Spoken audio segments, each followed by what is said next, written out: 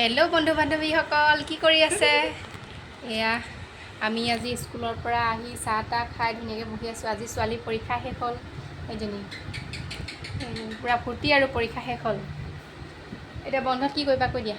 বন্ধত মামাৰ ঘৰলৈ যাম আৰু য'ত ত'ত ফুৰিবলৈ যাম য'ত ত'ত ফুৰিবলৈ যাব। যাম আৰু কিমান কাম আছে সেইটো কৈ দিয়া কৰিবলৈ। আৰু কৰিবলৈ আছে আছে হোমৱৰ্ক দিব বোলে। হোমৱৰ্ক দিব।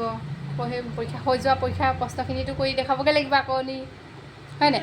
সেইখিনি কৰিব দিবই। কৰিব দিবই, ছোৱালী কাম সেয়া।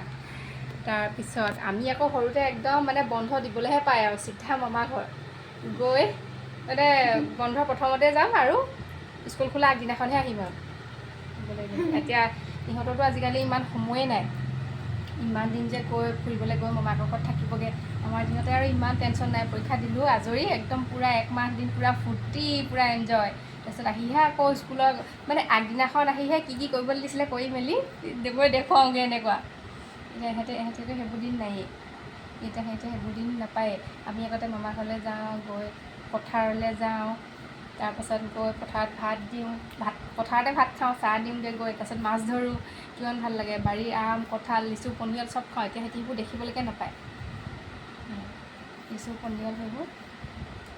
তাৰপাছত আকৌ আৰু কি কৰোঁ মানে পূৰা ফূৰ্তি আৰু মামা ঘৰলৈ গ'লে মানে তাতে মামা ছোৱালীজনী আছিলে, তাই আকৌ মানে মোক এৰিয়ে নিদিয়ে আৰু গ'লে চিধা।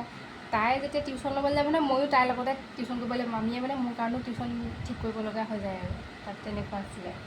বিয়া সকাম চব লগত। তাৰপিছত আকৌ দুপৰীয়া হেৰি কৰোঁ, আগফালে মামাহঁতৰ ঘৰ পদূলিটো মানে দীঘলকৈ আছিলে নহয়, তাতে এই পদূলিতে চকলা টেঙা এজোপা আছিলে, তাৰ তলতে বহি আটাইকেইটাই বহি আমি লুডু খেলোঁ।